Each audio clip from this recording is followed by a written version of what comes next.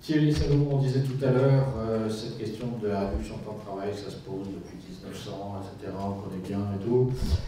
Il y a quand même un élément dans le contexte qui a quand même beaucoup changé depuis, c'est la crise écologique en particulier, et le fait que la croissance économique ne permettra pas sans doute de régler cette question dans le futur. Donc comment voyez-vous ce débat et l'interaction avec la transition énergétique, la conversion écologique de nos économies? Merci de votre invitation.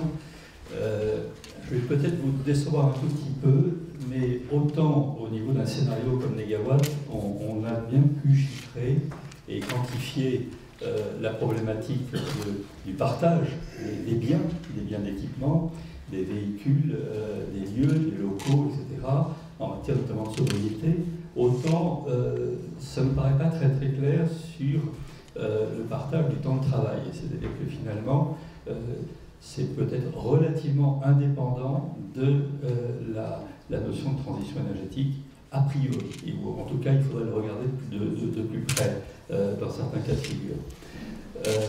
Ce qu'on a pu faire au travers de notre travail sur un CO Négawatt, et vous savez qu'on a maintenant publié cette 4e version fin janvier, c'est de regarder quels étaient l'impact sur l'emploi sur une méthode finalement assez conventionnelle, qui est la suivante. On fait un calcul de l'activité, et à partir de ce calcul d'activité, on va revenir en emploi en calculant le nombre d'emplois par type d'activité.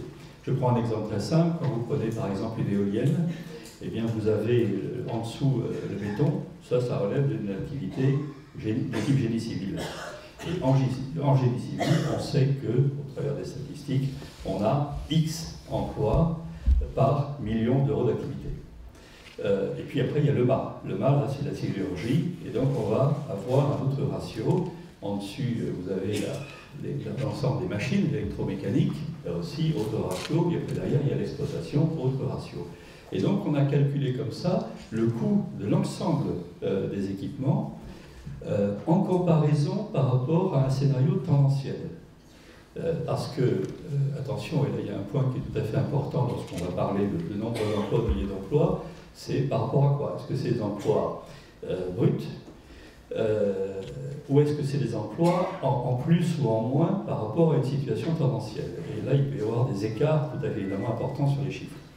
Alors, on l'a regardé de cette façon-là, et donc, pour reprendre mon exemple, on va chiffrer année par année le coût des éoliennes avec cette décomposition dont je viens de parler, et puis après, derrière, on a des emplois. On fait la même chose sur le tendanciel. Dans le tendanciel, un scénario, disons, de laisser faire, il y aura moins d'éoliennes, et donc on va regarder qu'est-ce qui va se passer à la fin, et on agrège comme ça tous les secteurs d'activité et toutes les, au niveau du bâtiment, du transport, de l'énergie, etc.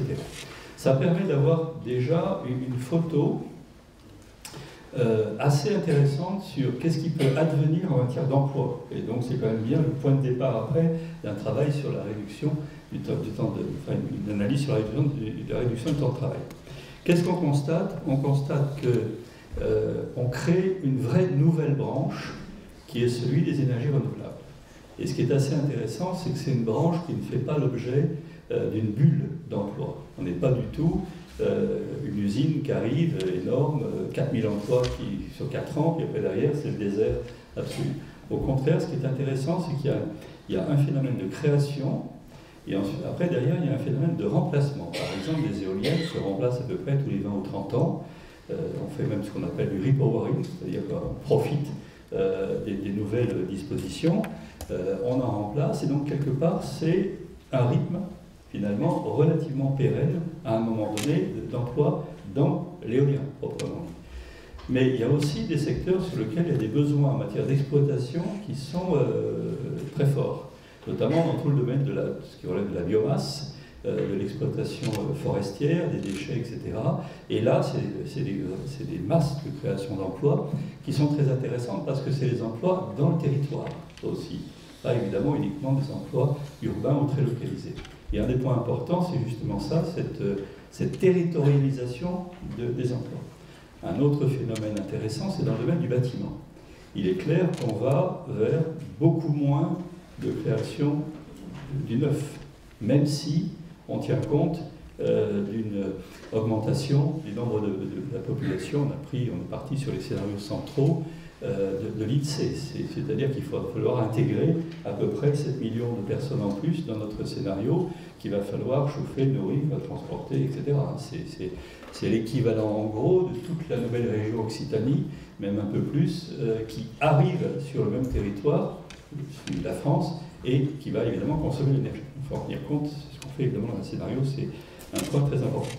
Là, sur le bâtiment, très nettement, on voit qu'on a moins intérêt à faire des bâtiments neufs pour éviter de gaspiller d'espace, etc. Et évidemment, il y a un grand programme de rénovation et de réutilisation, notamment, par exemple, ici dans la région Île-de-France et région parisienne, du 1,5 million de mètres carrés de bureaux vides et non utilisés. Il va falloir, derrière, réfléchir à tout ça. Donc, un basculement, des emplois en moins, donc détruits, en quelque sorte, dans le neuf. Par contre, un nécessaire basculement sur la rénovation. Sur l'énergie, en dehors des renouvelables, c'est là aussi assez différencié. Et évidemment, beaucoup moins d'énergie dans le nucléaire, d'emplois dans le nucléaire, et les emplois indirects qui vont avec. Mais des emplois nouveaux dans le transport, la distribution, les réseaux, qui ne sont pas les mêmes non plus. C'est ça qui est assez important, et ça donne quand même de bonnes idées sur la façon dont on doit maintenant orienter la formation. Dans le domaine du transport, là les résultats sont assez nets. On est en destruction d'emplois nets entre le temps. Tout simplement parce que lorsqu'on va, deux exemples, lorsqu'on va augmenter le transport collectif, il y a moins d'emplois dans le transport collectif par personne transportée que dans un transport individuel. Quand vous avez un TGV qui transporte 2000 personnes, il y a un conducteur et deux contrôleurs, quoi. Donc il y a des endroits sur lesquels il faut faire attention, la transition énergétique va diminuer le nombre d'emplois. Si on fait aussi de l'obsolescence programmée, on est évidemment en diminution du nombre d'équipements, du remplacement, etc. C'est moins d'emplois. Il y a beaucoup d'emplois aujourd'hui dans le domaine de la réparation automobile, par exemple, hein, et ceux-là vont diminuer assez fortement. Idem, en nombre de véhicules, si par exemple vous augmentez de façon forte le copartage de véhicules, un véhicule en copartage en remplace 5 ou 6 autres, et donc évidemment il y a moins de véhicules créés, etc. Et si bien qu'on peut avoir moins d'emplois dans certains secteurs. Cela étant, il y a un phénomène qui est quand même très favorable, c'est celui du basculement vers maintenant les renouvelables, c'est-à-dire vers des énergies qui nous sont propres sur notre territoire, au lieu d'aller financer les monarchies gazières, pétrolières et c'est adorable M. Poutine. Donc on a du coup à peu près 50 milliards d'euros qui réintègrent en quelque sorte l'activité française. Alors, qu'est-ce qu'on fait de ces 50 milliards d'euros? Nous, on ne s'est pas tranché. C'est-à-dire que derrière, il peut y avoir, à ce stade-là, ça devient compliqué. Qu'est-ce que les Français vont faire de l'augmentation de pouvoir d'achat? Parce qu'ils vont moins dépenser d'énergie. Ils peuvent aussi se payer des voyages à l'étranger beaucoup, ou alors acheter des iPads. Donc là, on ne s'est pas tranché, on s'est simplement fait un calcul global en ce qui concerne l'activité je dirais, économique moyenne. Voilà un petit peu en intro ce qu'on peut dire.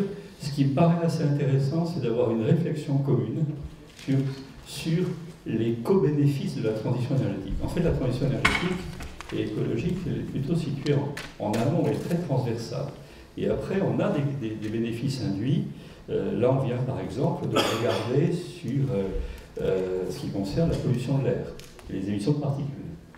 Et là, on s'aperçoit de choses assez intéressantes. Par exemple, qu'on n'avait pas pigeonné, autrement dit, ok, si on passe avec des véhicules électriques, on nous dit, formidable, il n'y a plus de pollution dans l'air, moins de particules, etc. C'est pas tout à fait vrai. Il y a encore des pneus. Et les émissions du roulage, y compris par des véhicules électriques, sont très importantes dans le bilan global. C'est tout à fait significatif. Donc ça oblige à une vision globale.